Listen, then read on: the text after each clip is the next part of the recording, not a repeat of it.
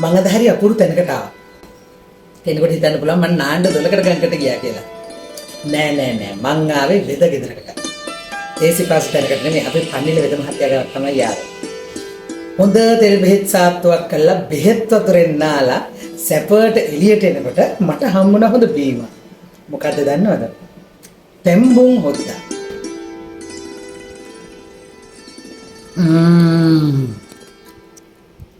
මාරයි. තෙම්බුන් හොද්ද කියලා කියන්නේ අපේ පාරම්පරික ගෙවල් වල ගමේ ගොඩේ හැම තැනකම දෙයිනේ කියලා ගෙවල් වල ඉදිච්ච එක. අඩු ගානේ සතියකට වරක්වත් තෙම්බුන් හොද්දන්න හදනවම තමයි. නැගේ පතේ තියෙන අමාරු යන්නේ. හැබැයි දැන් ඒක අත්හැරලා මොකද තෙම්බුන් හොද්ද හදන්න හරි අමාරුයි මහන්සි. හරි අමාරු බොර කට්ටික අම්බරගෙන කරගෙන ගම්මිරිස් ටික අම්බරගෙන කරගෙන තෙම්බුන් හොද්දක් හදන එක ලේසි නෑ. ඒක හින්දම වෙද මහත්තයා හැමෝටම පහසු වෙන්නේ පාරම්පරික තැඹුම් හොද්ද ඕනේ කෙනෙකුට ගන්න පුළුවන් විදිහට හදලා තියෙනවා. හැබැයි විශ්වාස කරන්න මං ගමේ ගෙදර ඒ බීපු තැඹුම් හොද්ද ඒ විදිහටම තියෙනවා. හරිම රහයි.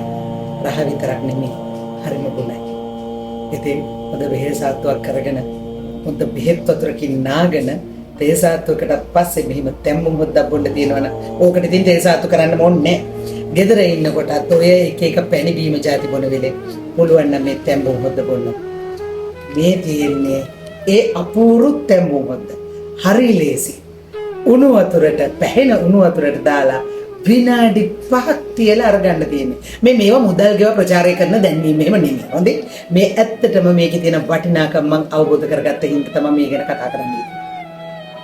පන්නිල වෙද මහත්තයාම හම්බ වෙන්නේ. ඕගොල්ලන්ට Google එකේ සර්ච් කරලා මේක අරගන්න බැරි වෙන්නේ නැහැ.